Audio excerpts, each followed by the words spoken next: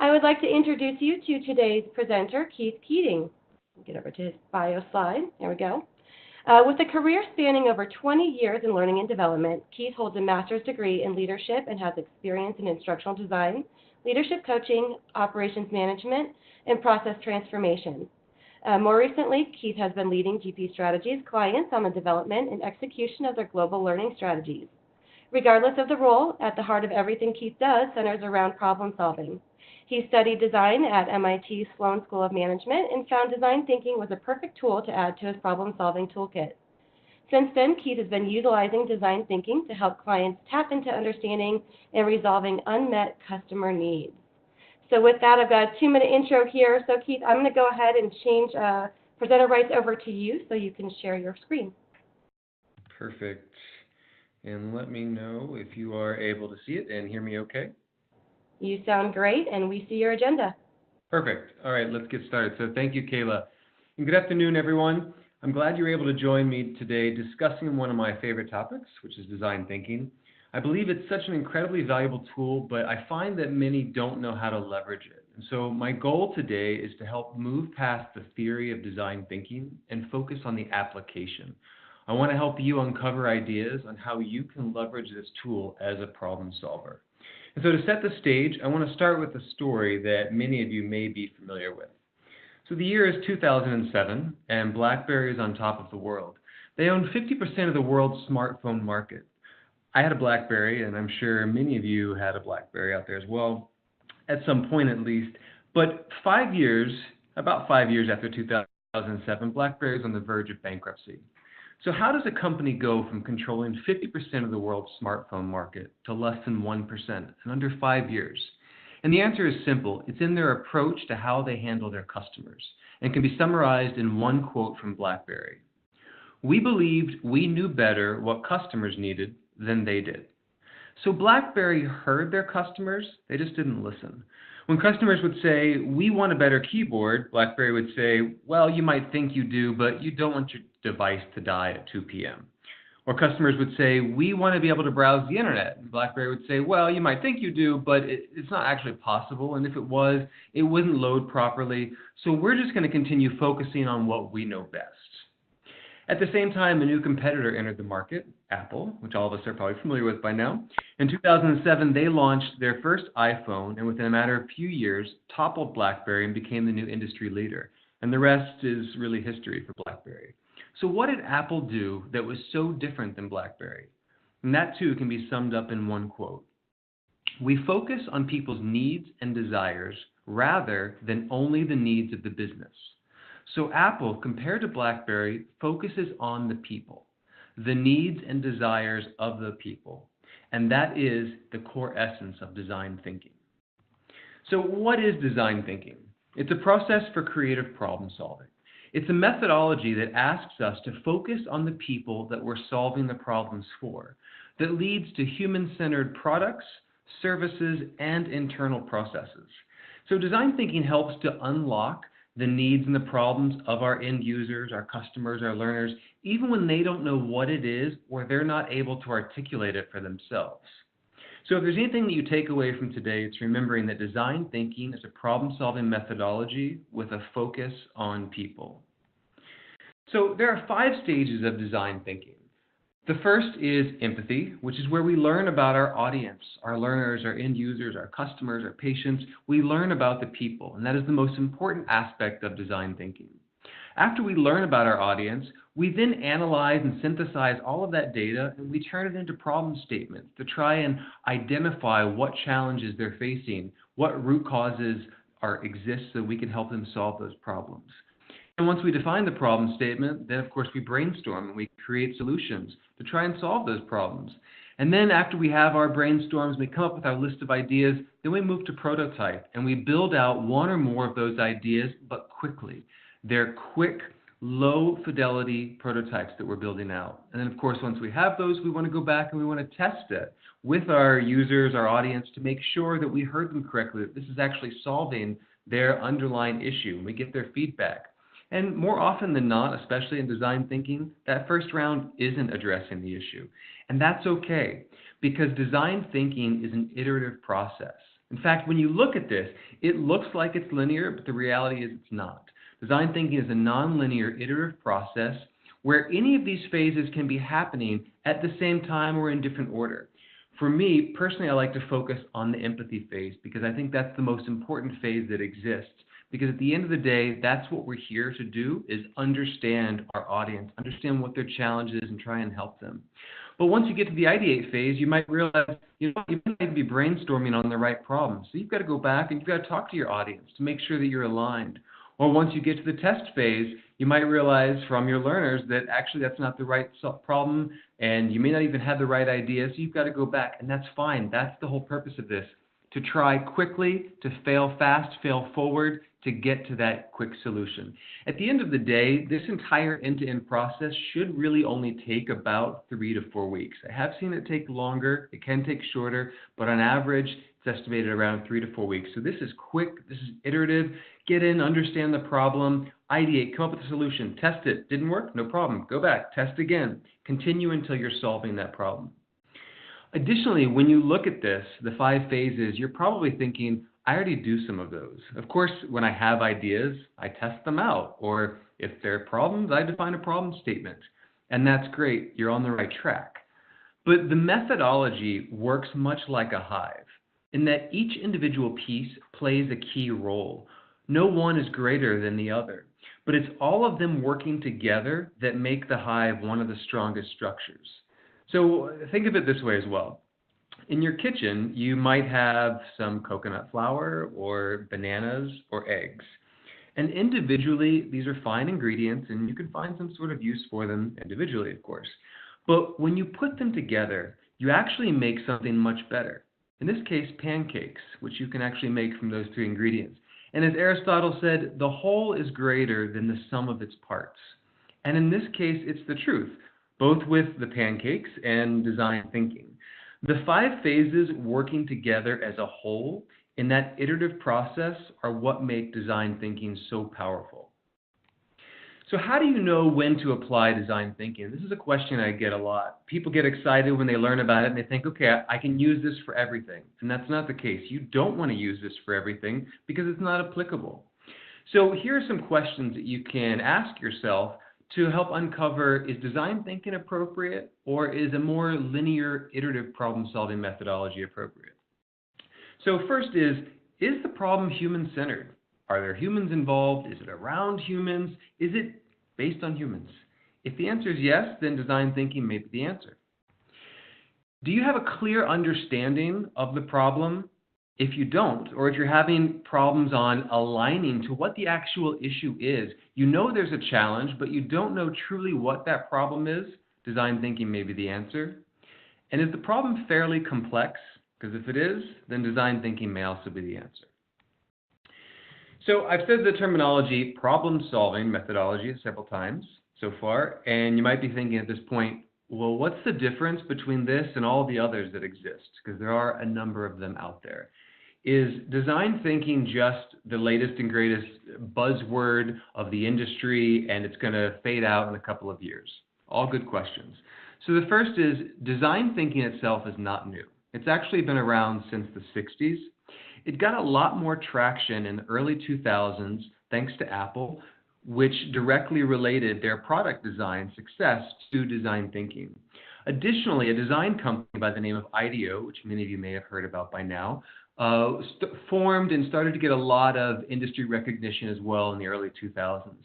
Additionally, Stanford University believed so much in this methodology that they created the D School, which is the design school based on this methodology. So those 3 ingredients combined are really what have catapulted design thinking in the past 15, 20 years to being the industry standard and the terminology that it's getting now. And so I share all that to say design thinking is not going anywhere. And in fact, as our business problems and challenges continue to increase and become more complex, we're going to continue to find that design thinking is a solution that can help us through those.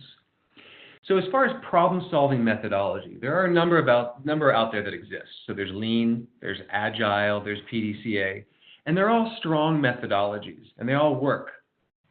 The difference with design thinking is that these three methodologies start after you have the problem identified, and they take you through to solving those problems, whereas design thinking starts before that. It helps you uncover the problem and then leads you through problem solving. So in summary, the difference is design thinking starts with problem finding and then leads you to problem solving. So who can use design thinking? Anyone, everyone, any industry, any line of business. There's this misconception that thanks to Apple and the fact that it's helped them with their products, and of course IDEO, who's focused on products, the design thinking typically is for product design, and that's not the case. As I mentioned earlier, design thinking can be used for services, it can be used for processes, and again, it can be used in any industry, any line of business. So here's just some examples of big proponents of design thinking. In fact, let's drill down into a number of these and talk about them in practice.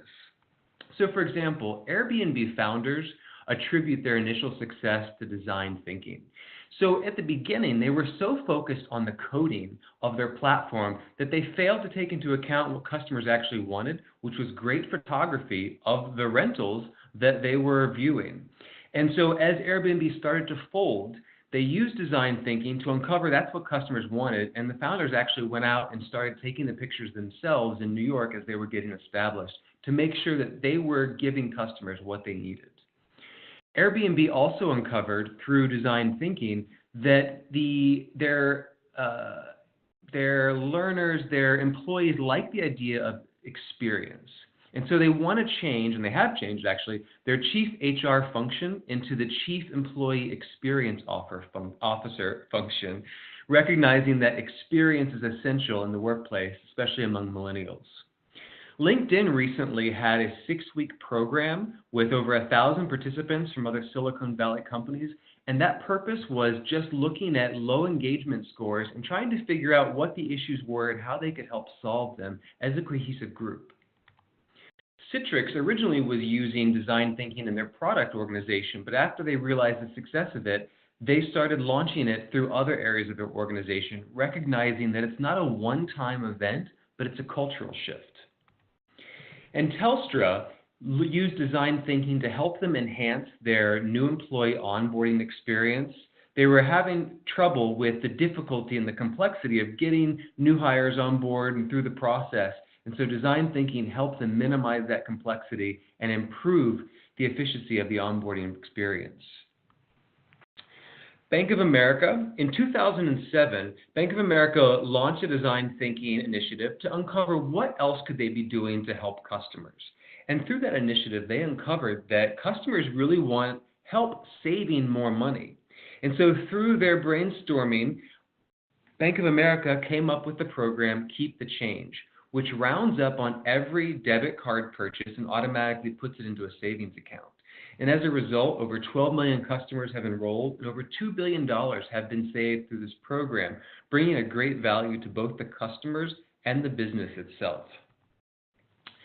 IBM wanted to reimagine their trade show experience. So they were frustrated with the fact that they were one of 1,000 vendors that were going to these trade shows, and they wanted to figure out how do they set themselves apart from the other vendors. What are customers actually wanting and needing from the trade show? And through design thinking, they uncovered that it's the need for that human interaction, and so that there could be a collaborative experience rather than just a straightforward transaction experience. And as a result, they've seen double-digit increase in client engagement leads, lead capture, and revenue. And Ben Roth, Creative Services VP, says, we're seeing more engagements, we're also seeing more revenue generation results, and we're having better transactions. And Suncorp used design thinking to help them through their merger integration. So they had bought a second company and they were merging them together. And their concern was, we have two highly sufficient organizations, and we want to make sure that we can merge them, but without losing the momentum of each business unit. And so through design thinking, they uncovered the need to use the design tools of visualization, metaphor, storytelling to help have strategic conversations to build that alignment and buy-in on the strategy and vision of their integration. And as a result, 94% of employees felt they understood the vision, after the design thinking initiative compared to 48% prior. So for any of you who have been through a merger or a strategic deployment, you understand the importance of getting that buy-in of everyone to align rather than just being told what our new value system is or what our new strategy or vision is. So design thinking is a great tool to use in that example. By far, my favorite is General Electric. So Doug Dietz is a designer with GE, and he was tasked with redesigning the MR experience. And so this is what he had to work with. And some of you may be familiar with this. When you look at it, it looks old, it looks archaic, it looks like it's going to swallow you and you're not going to come out. It's not inviting as a patient. And so Doug spent 2 years redesigning this machine, and this is what he came up with. And it looks better. I think we can all agree. It's sleek, it looks more modern, it's more inviting. And so Doug was really excited about this. And so he started traveling around to the hospitals and facilities where it was being installed to see firsthand the user experience. And on one of his early visits, he was following a 6-year-old patient and his parents down a hallway for the little boy to have his first MR experience.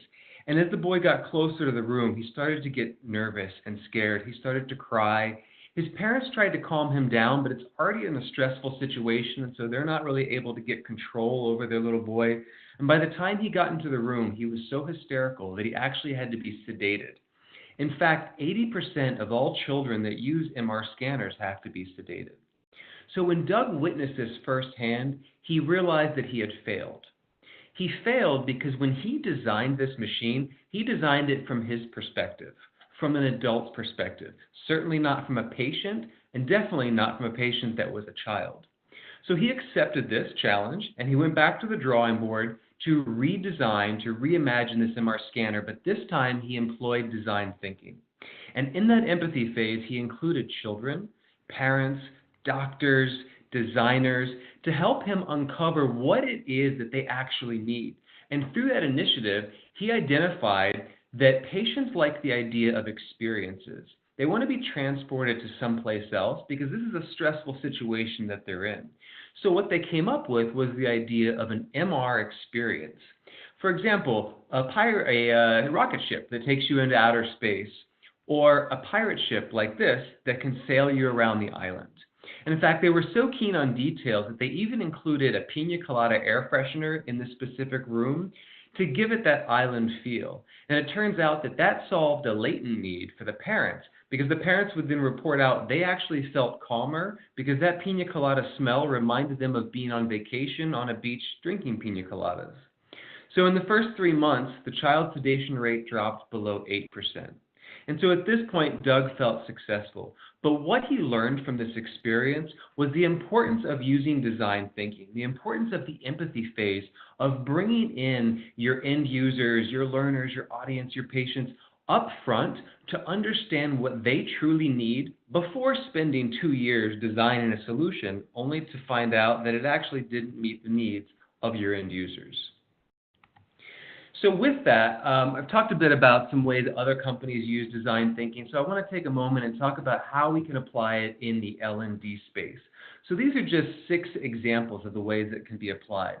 So the first one, organizational design. For those of you that focus on org design, you can use design thinking to help you restructure roles or the organization itself. Employee engagement, which is significantly an important topic. So research has shown that by using design thinking to help you make work easier, efficient, more fulfilling, or more rewarding, that can have a positive impact on the employee engagement scores. Or learning. So design thinking can help you ensure that you're putting the learner experience at the forefront of all of the learning solutions that we're designing. Experiences in general can be defined, created, or optimized through design thinking. So think about brand, experience, customer, user, employee, or the learner. Recruitment, where of course the focus should remain on the candidate and their journey. Design thinking can help streamline the sourcing, the hiring, and the onboarding experience, just like with Telstra. And lastly, digital solutions. So design thinking can be used to help develop, uncover, and design new digital tools that can make work easier and better. So those are just some examples of the way we can apply design thinking in the L&D space. And so now let's take a look at the value of design thinking. It puts people first. This is the most important aspect of design thinking. It's focusing on the people. Anyone can adopt it. It's agnostic. It drives innovation and helps with creative problem solving. It reframes the business problems to ensure that what we're focusing on is truly what our audience, our learners, our customers actually need. And it transforms us from order takers to business partners. And this is so important because it helps us move from being proactive, It helps us move from being reactive to proactive, rather than just taking the orders when someone comes to us and says, I need training to solve this problem, or this is what I need you to design, or this is what I need you to do. It helps us take a step back to make sure that we help them uncover what the issue truly is and help get to that root cause analysis so that we can be better business partners. So if design thinking is so great, why aren't we using it more? Well, first, it's risky. It's disruptive to the processes, and there's so many unknowns. This isn't a bad thing. This is actually a good thing. In order for us to progress, evolve, meet, and exceed the changing challenges that we have in the business area, we need to be disruptive to processes. But where people get caught up is they get afraid that they're going to uncover something that they didn't know exists, or something that's going to change their approach or their business directional.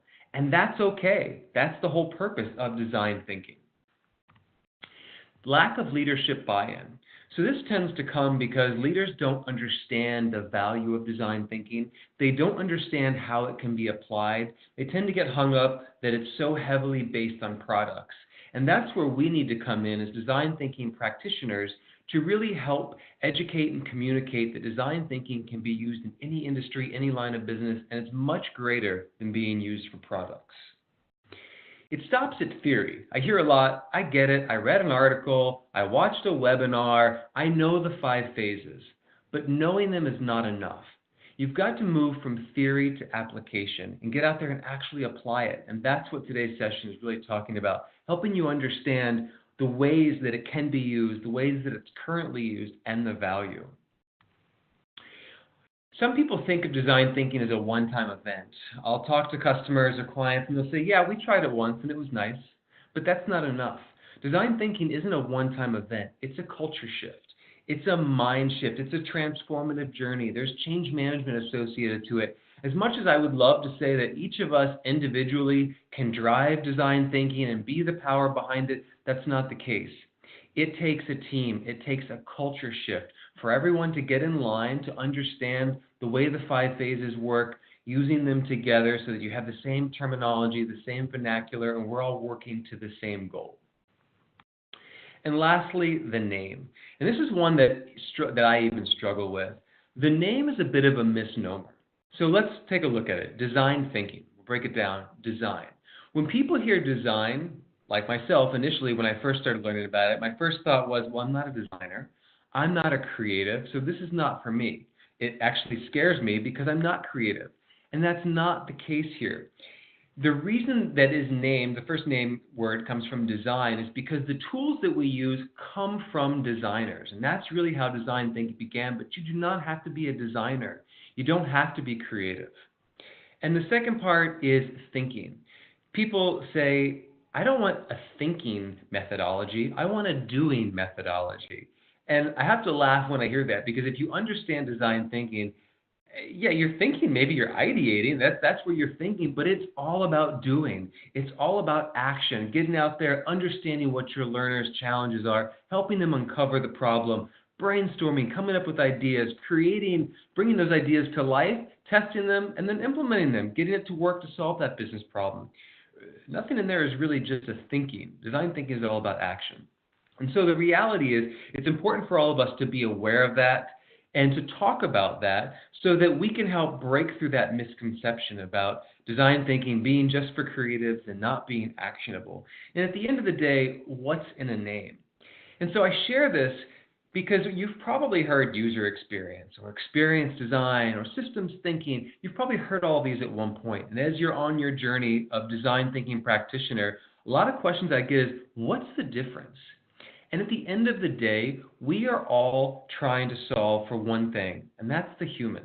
And we are all looking to create human-centered solutions, products, services. And at the core of this, the framework is that this is all human-centered design. And so there's a lot of cross-pollination with those other 6 areas. They're doing the same thing. They're trying to solve problems based on that human. And so I share this to say, if you're getting caught up with the idea of design thinking, or you're in a conversation and other people are getting caught up with it, just use human-centered design. To me, that is a very clear depiction of what it is that we're doing and a great way to describe what it is. And it really helps to break through that barrier of design being for creatives and thinking not being actionable. So I've talked a bit about the companies using it, what it is, how it can be applied, and that's all great. But really what we need to focus on is getting past that and breaking through and just going out and actually applying it yourself. And there's no better way to learn and get familiar with the phases than to actually do it yourself. So what I've put together are 5 design thinking ideas about ways that you could go back and actually apply this in your business unit or with your business partners or in any other group. So the first one is improving the employee experience and engagement. This is a great topic and use case for design thinking. Or if you're in HR or you're in recruitment, how might we attract and retain new talent? How might we redesign the employee reward system in a way that's meaningful to employees? Again, focusing on the employees. How might we improve the learner experience? This is probably the one that I focus a lot on in the L&D space with my customers and my clients, because so often in the training industry, we create learning based on our own ideas, what we think is right. And you'd be amazed at how many times we use design thinking, we go out and we learn from the audience that, yes, what we were thinking is right in some capacity, but there's this whole other area of challenges that our learners are having that we're not addressing because we're not thinking about it from their perspective. So design thinking is a great tool for the learner experience. And then I also use it when I have conversations with clients or customers around how might we create a culture that empowers creativity, collaboration, and innovation. And those are 3 really powerful words, but you'll find that a lot of people you talk with have different meanings for those words, different understandings. And through design thinking, you can uncover what they mean behind it, what they need, and how you can actually create an environment that's going to cultivate that and empower them to have that innovation. Now, those are, I would say those are pretty lofty ideas, and especially if you're just getting started in design thinking, it could be a little challenging for you to leave today and go back and try and just start to apply one of those in an initiative or a project. So I wanted to also share with you just 5 skill building ideas. These are fairly basic ideas in which you can apply design thinking to help you get comfortable with those 5 phases to really see how they work together. Because at the end of the day, that's the most important thing for you, is to get comfortable with this. You can take a class and you can read as much as you want, but until you actually get out there and do it, it's not going to feel like it's your own. So these are just 5 different ideas. Reimagine a wallet. So you can do this by yourself. You can get a small group together, 3 or 4 people. In fact, these 5 examples could be done in a half day, or you could take a couple of days, however you want to do it. There's no right or wrong way here, but they're just examples for you to go out and try. So if you think about a wallet, it's cumbersome. I find them frustrating. I'm either losing them or they don't fit in my pocket, or, from a design perspective, I just don't like it. And so if you take a step back and use design thinking to reimagine the wallet, what might you uncover? So get a couple people, go out and interview them as part of that empathy phase. what you might uncover is, why do we even have wallets anymore? So when you look at this, when you finish this initiative, you might not be leaving with a better functioning wallet. You might actually uncover it's not a wallet that we need to be solving for, because that's not the underlying problem that we're having. The problem that we're having could be all of the stuff that we have in our wallet should be electronic. Why do I have to carry around a driver's license that it's a printed, laminated object? Why can't I have electronic version, since everything is virtually going that direction anyway? So just kind of something to think about to paint that broader picture of how design thinking could apply to that example. Reimagine team collaboration. So the way that you work with your team. Maybe you were told, hey, you need to use SharePoint, or you need to use Yammer, or this is the way that we do it. I get frustrated with hearing this is the way that we do it because we're told. Why? Because the person before them was told, and the person before them was told. Well, how about we take a step back and we just reimagine it? Let's examine it. Let's get some team members together and let's uncover, what do we actually need from a team collaboration standpoint? Is it even this electronic site? Is it we need better communication skills? Who knows what you're going to uncover? Be a better business partner. This is one of my favorite. This is actually one that I get asked a lot about, especially in HR, with working with clients. They want to be better business partners. And starting off at something as lofty as HR can be a pretty daunting task, so start smaller. Think about the way you work with your own team. How could you be a better business partner to your team? How could you be a better team member?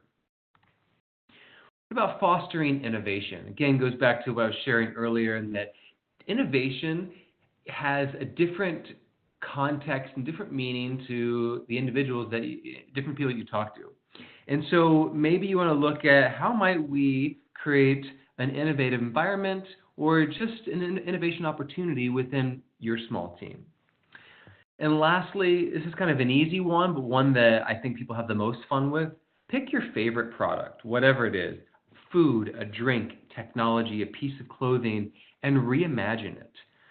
Interview a couple of people about the idea of that product. Find out, why do they use it? Get to that root cause of it and see, could you reimagine it? Is there something else that could be done with it that you could make it even better? And so within these 5 phases, I hope that today's session has been valuable for you in the sense that you have a greater understanding of how design thinking can work for you. And of course, this is only 30 minutes on this topic, and I could converse about it for a few days. So please continue your learning journey as a design thinking practitioner. But most importantly, get out there and apply your learning on an idea, on one of these basic skill building ideas, or if you're comfortable, one of the other 5 that I talked about, just so you can get comfortable with the entire process. Because at the end of the day, there is no greater way to learn, especially with this methodology, than doing it for yourself. So now let's go ahead and open it up. Actually, nope, forgot about the lessons learned. All right, so quick lessons learned I want to share with you. So there are 4 here. The first one is dedicate resources to see the initiative through. So one of the challenges that I hear about design thinking when people say, yeah, I started it, I didn't finish it, and that's typically because of lack of resources. You don't have to have full-time resources. They can be part-time. But really what you want to make sure is that you have ownership and accountability for who's going to help continue to move your project along. So as I mentioned earlier, projects should, on average, take 3 to 4 weeks. I have seen them take longer, several months. I've seen them take shorter. The challenge with the several months project is that we're evolving so quickly, and business challenges evolve so quickly that if you started an initiative and you interviewed people in January and now it's July and August and you're just getting out there for prototyping, it could be that those business problems have already evolved into something else and you may need to go back and start over again. Allow time and resources to plan for your empathy interviews. Empathy is the most important aspect of design thinking. And I can't stress enough that the empathy process, the interviews, is so critical. I actually plan about a week of prep time before my interviews themselves. And in that week, my team and I are working together on defining, just brainstorming the questions that we want to ask, making sure we don't have leading questions. We don't have yes-no questions. Making sure that we've got thought-provoking, open-ended dialogue type active questions. And then after we've got them, we create themes to make sure that they flow together. Then we rehearse and practice them among ourselves. And then we actually go out and pilot them with strangers to make sure that we're comfortable with those questions. So by the time we get to our interviews, that we have a good, smooth flow through those questions. Take notes on the experience of the interviews, not just the interview time itself. So, for example, when I am interviewing clients, let's say the interview is a 1 hour time frame from 1 o'clock to 2 o'clock. I actually get there at 12, and I just start observing. I spend about that first hour observing different people, the way they're working, things that I see in the office or in the environment, and I just take notes on all of that. And additionally, after the interview, I take notes on that as well. And I have found that that really helps me create and identify the user personas and understand their environment and sometimes their situation even better. And if you can, have a second person there with you to actually take the notes so that you can focus on just having the conversation rather than having the conversation, make sure you're writing it down and having those sometimes long lulls or pauses. Having a second person there who can take that notes can really help your communication flow. And lastly, create a place to continue fostering design thinking. So there's two options here that I would recommend. One, you could create something like an innovation kitchen where you have a reoccurring virtual or physical meeting space where you're getting together and you're talking about business challenges, you're ideating, you're prototyping, you're testing, you're failing fast, you're going back and you're trying again. It's really that space where you have that creative freedom to try and to fail without being judged. A second option is join a community of practice where you can meet with like-minded individuals and other companies, lines of businesses, roles, where they too are applying design thinking or where they're learning about design thinking. In fact, I lead a community of practice on design thinking with GP Strategies, and I'll be inviting all of you to join that community of practice starting in Q1 of next year. So look for that information to come out at a later date. And so now let's go ahead and open up for some Q&A. Great. Thanks, Keith. That was a lot we just covered in less than 40 minutes, and so I do want to take some time to cover these questions that are coming in. Before I do so, though, as a reminder, if you have a question, please enter it into the Q&A module at this time. And since a lot was covered and there's obviously a lot more that we can discuss, we do encourage that you continue the conversation with Keith beyond today's session. As you can see, his contact info is right here in this slide. We'll also be sending everyone a link to a blog post where he'll be addressing some of the key takeaways from today and answering any questions that we don't get to. And also, the recording from today will be emailed to the email address that you provided when you registered. So we didn't spend a lot of time on this last slide, but someone did ask if you could go back to the slide that showed the 5 phases, just so we can have that up for this part of the discussion. Yep, there we go. And while you're doing that, just in general, the 5 phases? Yeah, and can you review the phases really quick, just a once-over? Sure. So empathy, where you're defining, or rather you're learning about the audience. So that's where you're going out, you're talking, you're really understanding the audience. Then once you understand what their challenge is, so for example, you're not approaching it with a direct question. So I'll give you an example. If you let's take a look at learner experience. When I am focusing on this, I don't go out and ask, hey, do you like the learning that you're taking? What's your learner experience like? Instead, they are broad range questions so that I can learn a great deal about the audience. So for example, I'll ask them, when you buy a new TV and you have to hang it on the wall, how do you learn how to hang it on the wall? Tell me what a great learning experience is like. Tell me the last time that you learned something and it was memorable. How did it make you feel? What were the steps that you went through? And so it's just a broad range of questions so that you can truly develop a big picture understanding of what their challenge actually is that you're helping them uncover. And so through that, then you take all that information back and you define the problem statement based on what you've learned. And then once you have your problem statement, then of course you're going to try and come up with solutions for that. So you just start brainstorming, write down different problem ideas that you have to solve that problem. And then once you work back with your team, figure out a couple that you think may be viable. You could even go back at that point to your audience and say, hey, I think this is what I heard from your problem statement. Is this right? Does this seem to meet what you think the challenge is? Once you get agreement, then you can create those quick prototypes. And that can be just a drawing. It can be a sketch. You don't want something that's high fidelity that takes time and money to build, because what if it's the wrong one and you've spent all that money and time on defining the wrong solution? So usually we just draw a picture. Once they kind of get the buy-in and they say, yes, you're on the right track, then we'll move forward and we'll create something stronger. Then, of course, we test that, we get their feedback, make sure we're on the right track. So that's just a quick summary of the 5 stages. Perfect. And then that'll lead us into the next question, which is, do you have any detailed use cases that you can share that help break down the 5 phases? Absolutely. So it's a 2-part answer. The first answer is, in the next community of practice session, I will be sharing a detailed use case that I've recently been working on with a Fortune 100 company. It's a global auto manufacturer, and we'll be talking about the learner experience, and I'll walk through in key detail the 5 phases of what we did and each outcome.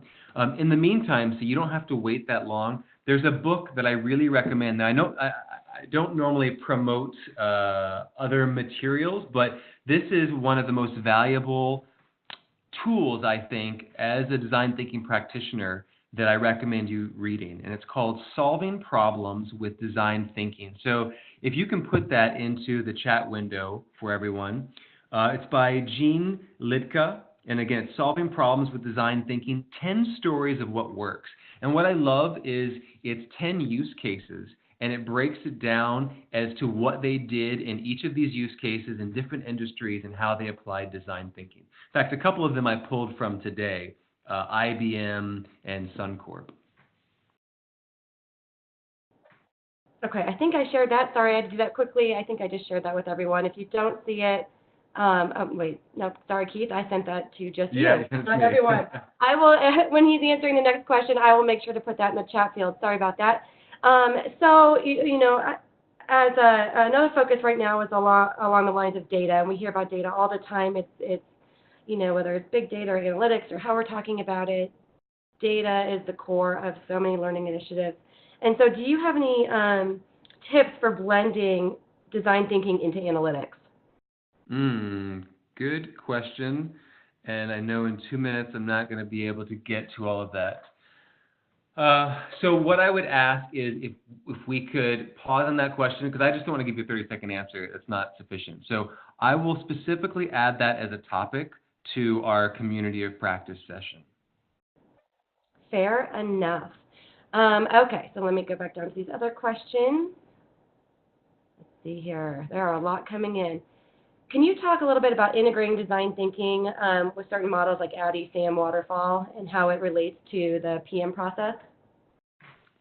Absolutely. So the first is, and that's a great question because it's not necessarily different. I find that I will use, depending on the project itself, so if I'm using ADDIE for designing content, I will pull pieces of design thinking out. So the short answer is it's not an and or other. I will pull, for example, empathy, which I don't feel that ADDIE really has a strong emphasis on that, because I find that typically when I'm using problem PMing, they're coming to me with the problem already. And that's where design thinking helps us say, okay, let's take a step back and make sure that we're solving the right problem and that we truly understand what the challenge is. And so I guess what I'm saying is I pull from the design thinking toolbox, for example, empathy. So go back and I focus on empathy to make sure that we're solving the right problem. So the short answer is I blend the two by pulling the different phases of design thinking and mixing it in. And we're just about at 45 minutes. I'll go ahead and we'll take one more. Keep those questions coming in. I'll leave this open for a few minutes after we end the session just to make sure we get everyone's questions. And as Keith mentioned, we'll be following up on our blog to address most of these. I think this is a good one to close out with. How futuristic is design thinking, and how do you build anticipation in the design? Interesting. My hesitation is around the alignment and understanding of the word future. So for me, design thinking is as futuristic as the team that's using it, in the sense that the methodology is fairly basic. But if we are ideating and we are forward thinking and we're bringing those new ideas in, that's where that futuristic standpoint is going to come in. So I share that to say design thinking started in the 60s. Of course, everything has evolved. Everything's a broad statement, but I'm going to make it anyway. We have evolved significantly since the 60s, especially in the business industry. But those 5 phases are still the same 5 phases there. And so I share that to say design thinking evolves with us. It evolves with the business challenges because it's so heavily based on the solutions that we bring to it. Design thinking itself isn't going to give us some magical answer. It's just a framework that helps us uncover what the problem is, helps us think about different ways of solving that problem, and having us do quick, iterative solutions. And so my short answer would be, for me personally, I believe design thinking is evolutionary as much as we help it to evolve. Great. Well, we do have questions still coming in, but again, we'll be addressing them in the blog post. Keith, go ahead and flip it to that last slide so folks can see your contact info again. I do want to say thank you to today's speaker, and thank you to everyone who attended for your time and attention. We do hope that you'll join us again for future webinars. Registration for upcoming sessions, as well as all of our on-demand downloads, are available at gpstrategies.com under webinars. I wish everyone on the call a wonderful and productive rest of your day. Thank you.